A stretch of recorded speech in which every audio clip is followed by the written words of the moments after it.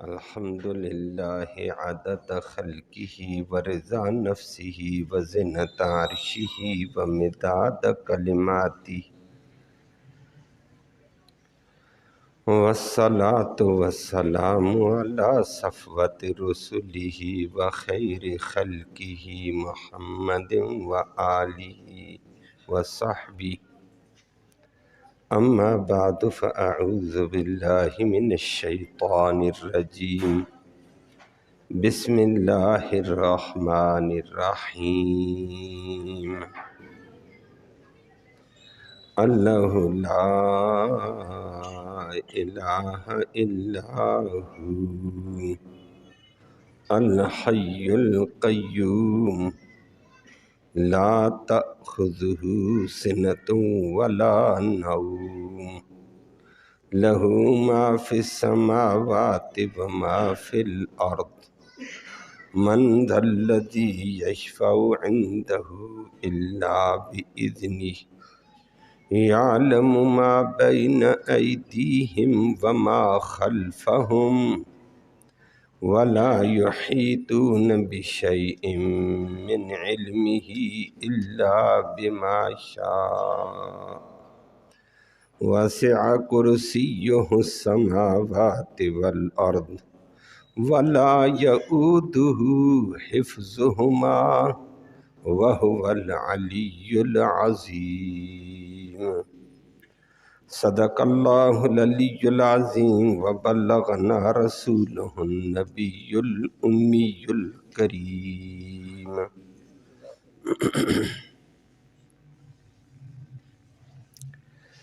قابل عزت تکریم معزز سامعین کرام،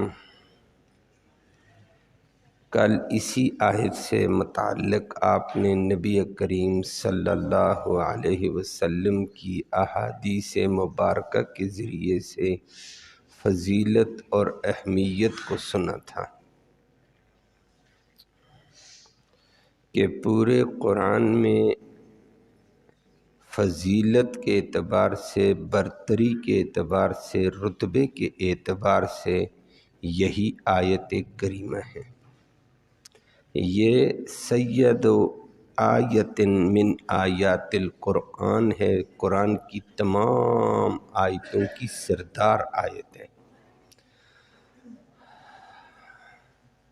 اور وہ آپ کے سامنے بات آ گئی کہ اس آیت میں اللہ عظمت والے کی ذات کا تعارف ہے۔ اللہ عظیم، اللہ کا تعارف کرانے والی آیت بھی عظیم ہے، پھر بڑی ہے۔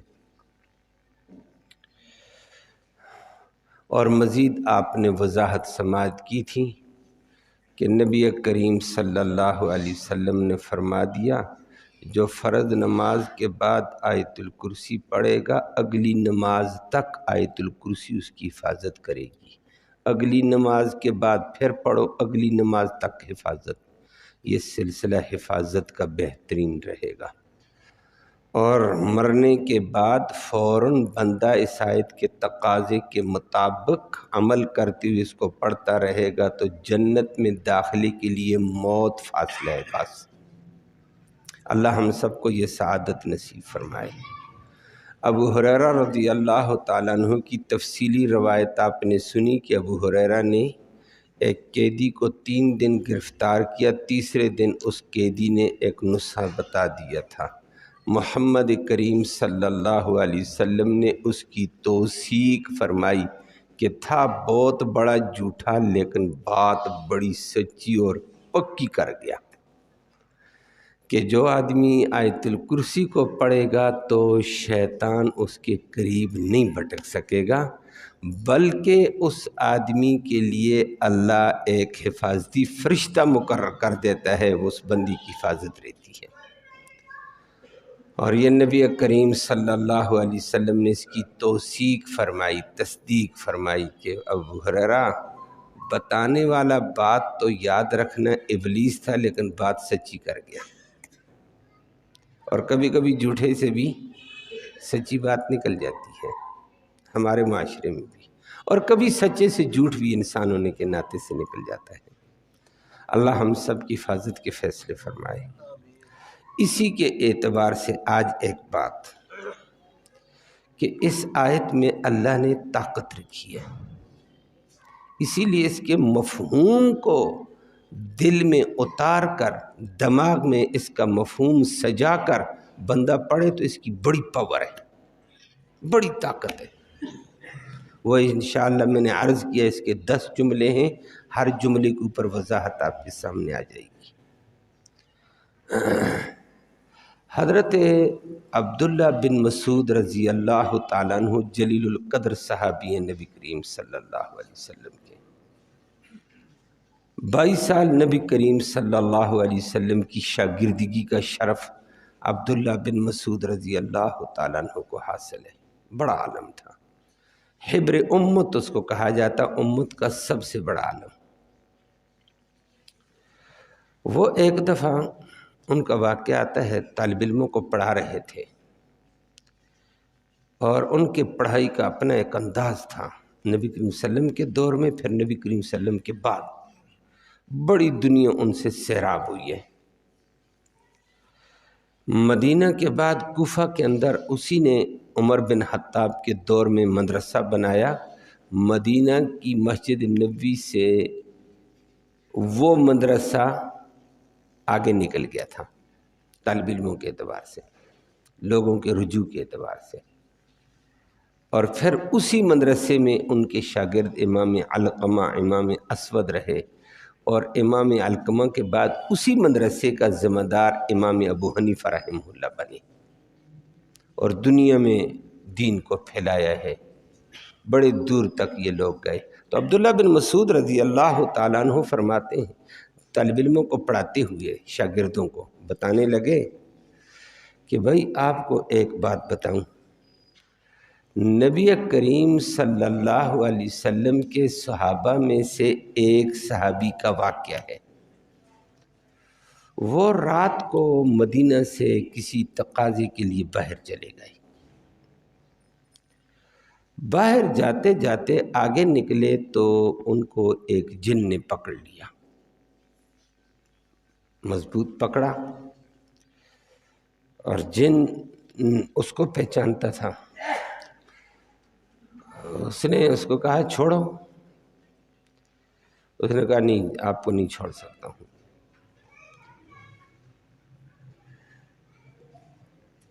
اس نے کہا مجھے چھوڑ دو، میرا اپنا راستہ، تیرا اپنا راستہ، میرا اپنا کام، تیرا اپنا کام۔ اس نے کہا نہیں، آج مقابلہ کرتے ہیں۔ جیسے ہوتا ہے نا، کبھی کبھی انسانوں میں بھی شغل آ جاتا ہے، مقابلہ کرتے ہیں، آؤ لڑتے ہیں۔ مقابلے کی مختلف نوعیتیں ہوتی ہیں پہلوانوں کی۔ اس نے کہا نہیں، آج مقابلہ کریں گے، آج دونوں مقابلہ کرتے ہیں، یا تو مجھے لتاڑ دے گا یا میں تجھے لتاڑ دوں گا۔ اگر تو نے مجھے لتاڑ دیا میں آپ کو چھوڑ بھی دوں گا، ظاہر ہے پھر مجھے لتاڑ دیا بس، اور پھر میں آپ کو ایک بڑے پتے کی بات بھی بتاؤں گا،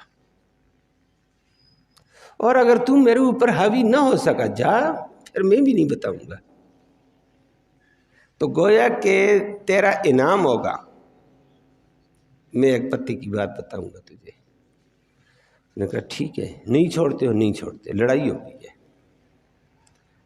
لڑائی میں صحابی رسول نے اس کو سامنے سے ایسے بازو ادھر سے ایسے پکڑ کر جھٹک دیا ہے، ایک دفعہ، دوسری دفعہ، تیسری دفعہ اس کو جھٹک پر پٹک کر زمین پہ مار دیا اور اوپر ہو گیا۔ اس نے کہا اب بات کر، تو کہتا ہے میں طاقتور ہوں، کدھر ہے تیری طاقت؟ میں بڑی شے ہوں، کدھر ہے بڑی شے؟ اور مقابلے کے چیلنج کرتا پھر رہا تھا کہ مجھے لتاڑ دے تو یہ ہو جائے گا، مجھے لتاڑ دے تو یہ ہو جائے گا، تو یہ نہیں لتاڑا جا سکتا۔ حدیث میں آتا ہے بازوؤں کے عدد سے پکڑ کر ایسے جھٹکتے مار دیا باہر کر کے۔ تو اس نے بتایا ہاں بھائی ٹھیک ہے، لتاڑا گیا۔ پھر انہوں چھوڑ دیا، چھوڑ کر آپس میں بات ہوئی۔ اس نے کہا یہ بتا تمہارے سارے جن اسی طرح کمزور ہیں؟ جملہ سمجھ آیا؟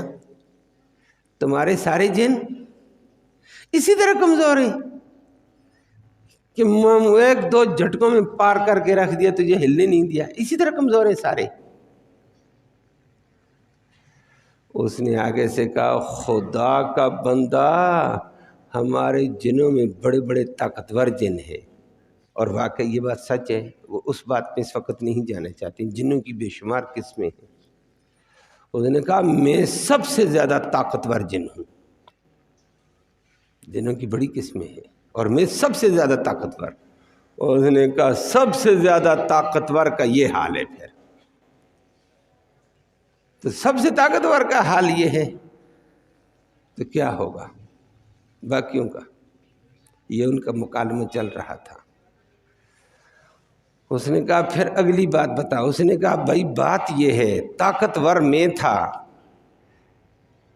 اور میں جنوں میں بہت طاقتور تھا، ہمیں زہر کرنا آسان نہیں تھا، لیکن تیرے اندر ایک بڑی طاقت والی چیز تھی، وہ مجھے زہر کر گئی ہے، وگرنہ ہمیں زہر کرنا آسان نہیں تھا، ہماری بے شمار قسمیں ہیں۔ اس نے کہا اچھا پھر وہ پتی کی بات بتا، وہ کیا ہے؟ اس نے کہا یاد رکھنا قرآن میں ایک آیت ہے جسے آیت الکرسی کہتے ہیں، جب بندہ یہ پڑھ لے تو سارے جنات اس کے آگے کمزور پڑ جاتے ہیں، اور جنات اپنا راستہ چھوڑ دیتے ہیں، ٹھہر نہیں سکتے ہیں۔ اس لیے میں آپ کا مقابلہ کیسے کرتا؟ اس نے کہا یہ پتے کی بات ہے، ٹھیک ہو گیا ہے، بات تو صحیح ہے۔ اللہ اکبر۔ تو آپ کو اندازہ ہوا ہے کہ جنات کا تقابل کرتے ہوئے آیت الکرسی والا صحابی رسول ایک سچا مومن اس کے اوپر حاوی ہوا، تو مومن کی طاقت زیادہ ہے ایمان ہو تو، وگرنہ جنات میں دیو قسم کے ہیں، ہیکل قسم کے جنات ہیں، لیکن ایمان کی طاقت، توحید کی طاقت بڑی قوی ہے۔ اللہ ہم سب کو یہ نصیب فرمائے۔ صحابی رسول نے کہا اچھا تو یہ تو آپ نے پتے کی بات بتا دی، ٹھیک ہے۔ عبداللہ بن مسعود سے ان کے شاگردوں نے پوچھا استاد جی یہ بتاؤ یہ صحابی کون تھا؟ ایک ہوتا ہے نا تجسس ہو جاتا ہے آدمی کو، وہی جن کو لتاڑنا بڑی بات ہے، یہ صحابی کون تھا؟ اور صحابہ کرام کا کبھی کبھی انداز ہوتا ہے نا، بات اپنی ہوتی ہے، کہہ دیتے کسی ایک بندی کی یہ بات ہے، اپنی تعریفیں شریفیں نہیں ہوتی ہیں، جہاں اپنی تعریف ہو اس کو مبہم رکھ دیتے، ایک بندی کی یہ بات ہے، ایک صحابی کی یہ بات ہے۔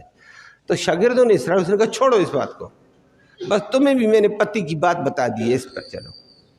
انہوں نے بار بار اسرار، استاد جی بتاؤ یہ کون ہے؟ ذہن طالب علموں کا ادھر گیا، کیا پتہ استاد جی یہ تو نہ ہو۔ اور عبداللہ بن مسعود کا قد چھوٹا سا تھا، پتلے سے آدمی تھے، بہت دبلے پتلے تھے، صحابہ کرام نے سب سے کمزور دبلا پتلا آدمی عبداللہ بن مسعود تھا۔ نے کہا استاد جی بتاؤ کون تھے؟ اس نے کہا خدا کے بندو تم اصرار ہی کرتے ہو، تو یہ عمر کے علاوہ کون ہو سکتا ہے؟ یہ عمر تھا۔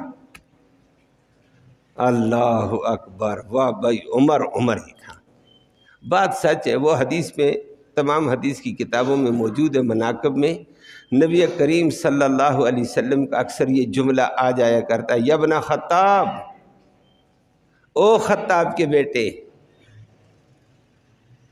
لو ان شیطان سلک فجن، اگر شیطان کسی وادی میں کسی گلی میں چلتا ہوا چلا جائے اور تو آ جائے، لسلک فجن غیر فجک، شیطان تیری گلی، تیرے راستے کو چھوڑ کر دوسرے راستے پہ نکل جاتا ہے۔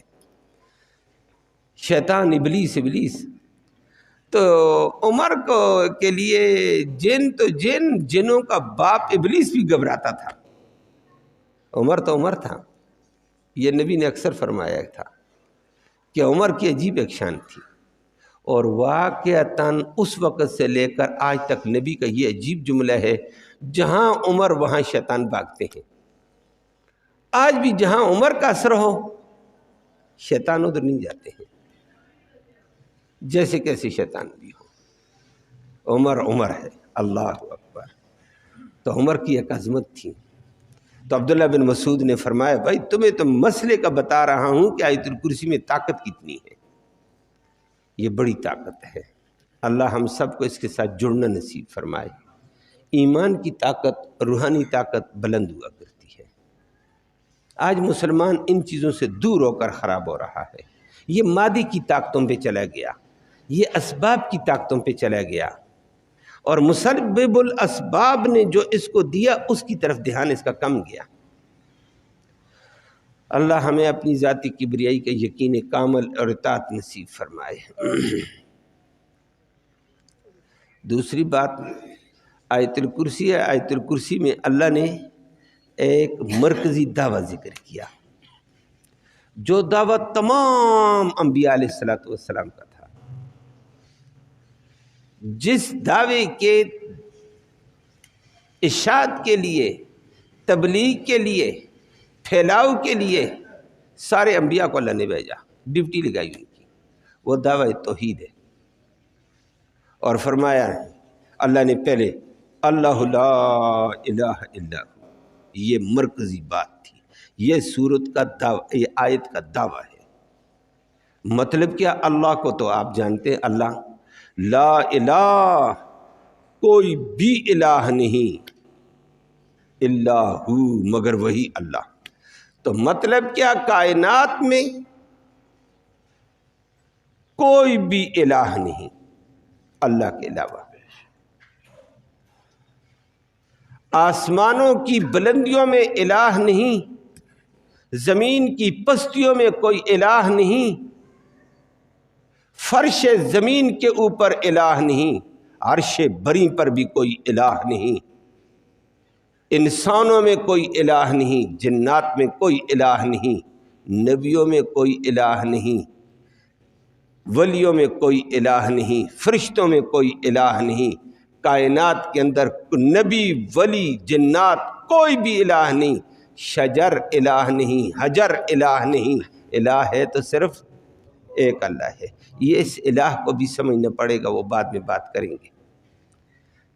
اور یہی ہمارے کلمے کا حصہ لا الہ الا اللہ، لا الہ، کوئی الہ نہیں کائنات میں، نہ آسمانوں میں، نہ زمین میں، نہ فرش کے نیچے، نہ فرش سے عرش کے اوپر، نہ انسانوں میں، نہ حیوانوں میں، نہ جنات میں، نہ فرشتوں میں، نہ نبیوں میں، نہ ولیوں میں، نہ بزرگوں میں، نہ کسی میں، نہ لات میں، نہ عزا میں، نہ حبل میں، کسی میں الوہیت نہیں۔ اگر الوہیت ہے، الہ ہے تو صرف ایک اللہ ہے۔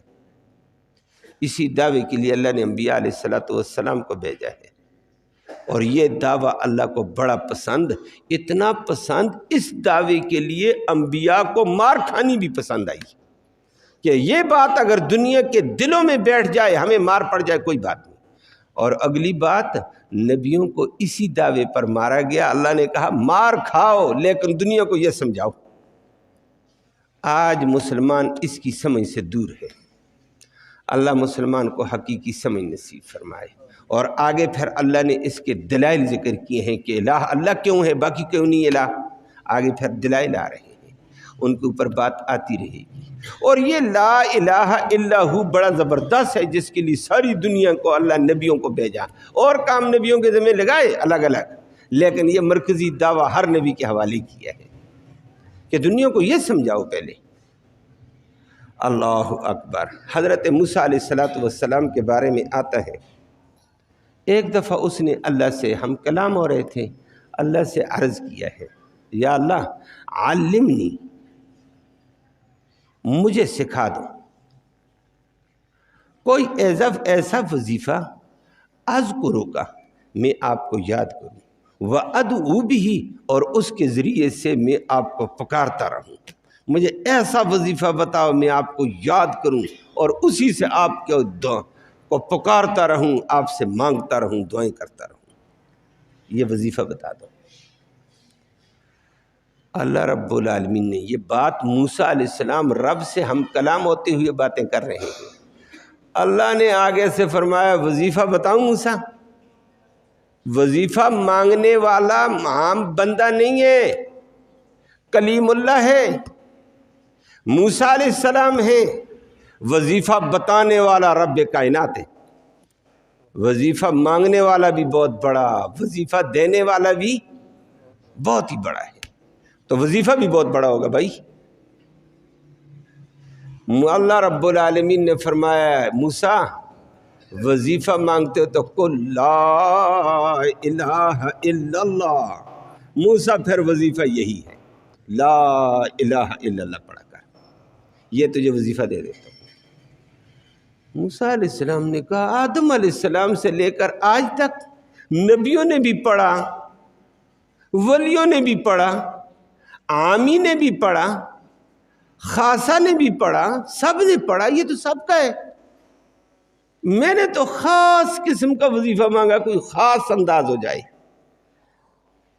اعلیٰ قسم کا وظیفہ ہو جائے۔ یہ تو سب پڑھتے رہتے ہیں، جس طرح آج بھی مسلمان کیا کہتا ہے، یہ تو ہر کوئی پڑھتا، لا الہ الا اللہ، بس ہو گیا۔ تو یہ طوطے کی طرح زبان کے اوپر سے جاتا ہے، کلمے کی گہرائی دل میں نہیں گئی ہے، معنی کا ہی نہیں پتہ مسلمان بیچارے کو۔ تو اس کو اور تعلیم حاصل کرنے کا موقع ملا، اس کو اپنے کلمے کا صحیح مفہوم نہیں آیا۔ اللہ ہم سب کو سمجھ نصیب فرمائے۔ موسیٰ علیہ السلام نے کہا یا اللہ سارے پڑھتے ہیں، اس نے کہا موسیٰ آپ نے یہ سوال اٹھا دیا، سارے پڑھتے ہیں، لیکن مانگا تو نے وظیفہ، بتایا میں نے، میں آپ کو اس کی اہمیت بتاؤں؟ فرمایا موسیٰ لو ان السماوات السبع والارضین السبع وضعت فی کفۃ ووضعت هذه الکلمۃ لا الہ الا اللہ فی کفۃ اخری لمالت۔ فرمایا موسیٰ یہ ساتوں زمینوں کو، ساتوں آسمانوں کو ترازو کے ایک پلڑے میں رکھ، فی کفۃ ایک پلڑے میں، اور اس کلمہ لا الہ الا اللہ کو ترازو کے دوسرے پلڑے میں رکھ، یہ ساتوں زمینوں ساتوں آسمانوں کے اوپر حاوی ہو کر وزنی بن کر جھک جائے گا۔ فرمایا موسیٰ اس کی اہمیت کا تجھے کیا پتہ ہے، اس میں کتنی پاور ہے؟ اس وقت موسیٰ علیہ السلام نے فرمایا ٹھیک ہے اللہ مان۔ تو یہ معمولی وظیفہ تو نہیں ہے، بتانے والا رب العالمین اور جس کو بتایا وہ موسیٰ کلیم اللہ۔ تو یہ لا الہ الا اللہ اسی آیت کا مرکزی حصہ ہے، آگے پھر اس پر دلائل آتے چلے جائیں گے، وہ آپ کے سامنے آئیں گے۔ تو فرمایا کائنات میں الہ ایک اللہ ہی ہے، الہ ہونے کے قابل کوئی بھی نہیں ہے، ایک اللہ۔ اور اسی الہ اللہ ہونے کے لیے انبیاء نے دعویٰ کیا، انبیاء کو ماریں پڑی۔ کسی نے الہ کس کو بنایا، کسی نے الہ پتھر کو بنایا، کسی نے مورت کو بنایا، کسی نے درخت کو بنایا، کسی نے صورت کو بنایا، کسی نے صنم کو بنایا، کسی نے شجر کو بنایا، کسی نے بڑے درخت کو بنا لیا، کسی نے بڑے جھنڈے کی پیچھے چلا گیا، کوئی کس کے پیچھے، کوئی کس کے پیچھے، کوئی قبر کے پیچھے، کوئی مزار کے پیچھے، کوئی دربار کے پیچھے۔ فرمایا نا لا الہ الا اللہ، الہ کائنات میں صرف اللہ ہے اور کوئی بھی الہ نہیں ہے۔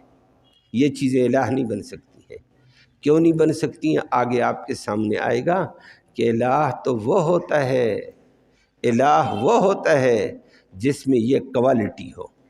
فرمایا الحی، الہ اللہ اس لیے ہے جو ہمیشہ ہمیشہ ہمیشہ ہمیشہ زندہ ہے، باقی دنیا ہمیشہ زندہ، نبی بھی زندہ، ولی بھی زندہ، جن بھی زندہ، کوئی دنیا کی چیز زندہ نہیں رہ سکتی ہے۔ جن پر خود موت آتی وہ الہ کیسے ہوگا؟ زندہ رہنے والی ذات ایک اللہ، تو الہ بھی ایک اللہ بن سکتا ہے۔ الہ تو وہ ہوتا ہے جو حاجتوں کو پورا کرے، جو مر گیا وہ لوگوں کی حاجتوں کو کیسے پورا کرے گا؟ باقی دنیا کے اوپر فنائیت ہے، دنیا کی ہر شے فنا ہے، انسانوں کے اوپر فنا، حیوانوں پر فنائیت ہے، ہر چیز پر فنائیت ہے، جن پر فنائیت ہے، فرشتے پر فنائیت ہے، بلکہ حتیٰ کہ فرشتہ ملک الموت پر بھی فنائیت ہے، فرشتوں پر بھی فنائیت موت ہے، خود موت کے اوپر بھی موت ہے، لیکن موت سے بچا تو صرف ایک اللہ بچا ہے۔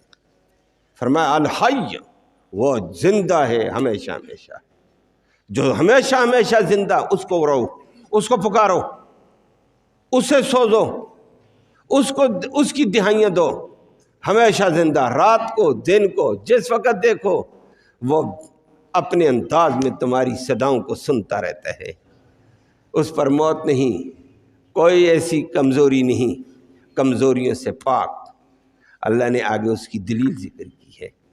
القیوم، فرمایا طاقت کتنی دے تو، فرمایا زمین و آسمان کو قائم رکھنے والا وہی ہے۔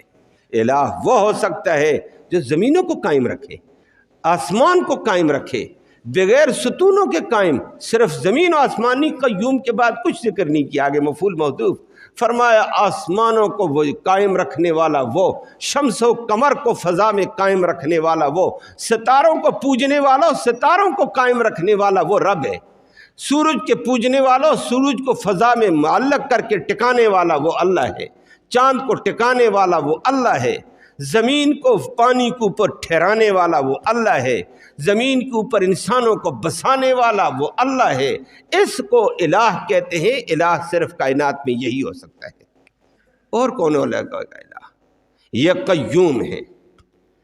قیوم اللہ کی زبردست صفت ہے، اور قیوم کا معنی آپ نے دیکھ لیا، کل کائنات کو قائم رکھنے والا، کل کائنات کو قائم رکھنے والا، زمینوں کو اپنی جگہ، آسمانوں کو اپنی جگہ، ستاروں کو اپنی جگہ، سورج کو اپنی جگہ، چاند کو اپنی جگہ، کروں کو اپنی جگہ، پوری نظام کائنات کو اپنی اپنی جگہ قائم رکھنے والا، زمین کو پانیوں کے اوپر قائم رکھنے والا، انسانوں کو اپنی اپنی ضرورتوں کے مطابق قائم رکھنے والا، بیماروں کو شفا دے کر ایک قائم رکھنے والا، لاچاروں کو لاچاری سے نکال کر قائم رکھنے والا موت تک، یہ صرف اللہ ہے۔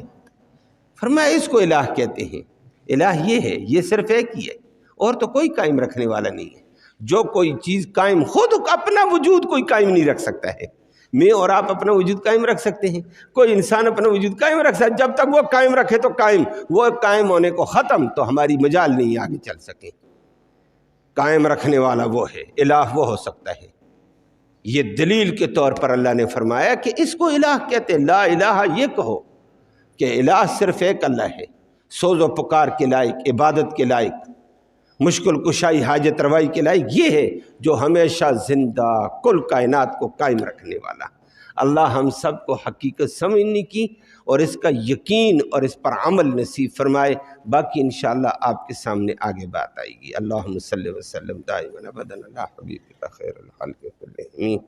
اللہم انا نسألک الہدی والہدی والعفاف والتقی والغنی، اللہم اہدنا واہدنا بہ وجعلنا سببا لمن اہتدی۔ یا اللہ تو رحمت کے فیصلے فرما، دونوں جہانوں کی سرفرازی نصیب فرما، دونوں جہانوں کی شرمندگی سے محفوظ فرما، اپنی ذاتی کبریائی کا امن نصیب فرما دے، خیر نصیب فرما دے۔ یا اللہ تو اپنی ذاتی کبریائی کا یقین نصیب فرما، تو عظمتوں والا، تو رفتوں والا، تو بلائیوں والا، تو قوت والا، غلبے والا۔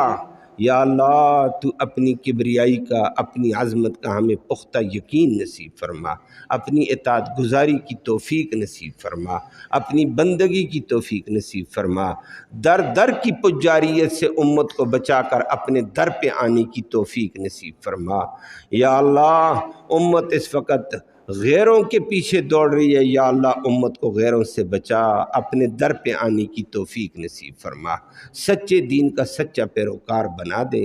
یا اللہ مشکل میں پھنسے ہوئے لوگوں کی مشکلیں آسان فرما، پریشان حالوں کی پریشانیاں دور فرما، بیماروں کو اپنے فضل سے شفا نصیب فرما۔ یا اللہ لا علاجوں کا بھی علاج فرما، جو زیر علاج ہیں ان کی بھی شفا کے فیصلے فرما، جو گھروں میں بے چین ہیں ان کو چین نصیب فرما، درد مندوں کے دردوں کا علاج فرما دیں، رحم و کرم کا معاملہ ساری امت سے فرما دیں، حاضرین مجلس کی نیک مرادیں پوری فرما، نیک ارادوں میں کامیابی نصیب فرما، حلال کی روزی وسعت والی، برکت والی، رحمت والی آسانی سے نصیب فرما۔ بعض احباب نے اپنی بچیوں کے حوالے سے ذکر کیا کہ دعا فرمائے اللہ ان کی بچیوں کو بہتر رشتہ نصیب فرمائے، جو بچے بے جوڑے اللہ ان کو بھی بہتر تقدیر میں منسلک فرما، معاشرے کو شرم و حیا نصیب فرما، پاک دامنی نصیب فرما، بے حیائی کے طوفان سے امت کو محفوظ فرما، مرتے وقت کلمہ ایمان نصیب فرما، آخرت میں نبی کریم صلی اللہ علیہ وسلم کی اس قرآن مقدس کی شفاعت نصیب فرما۔ صلی اللہ تعالی علی خیر خلقی محمد و آلہ وسلم۔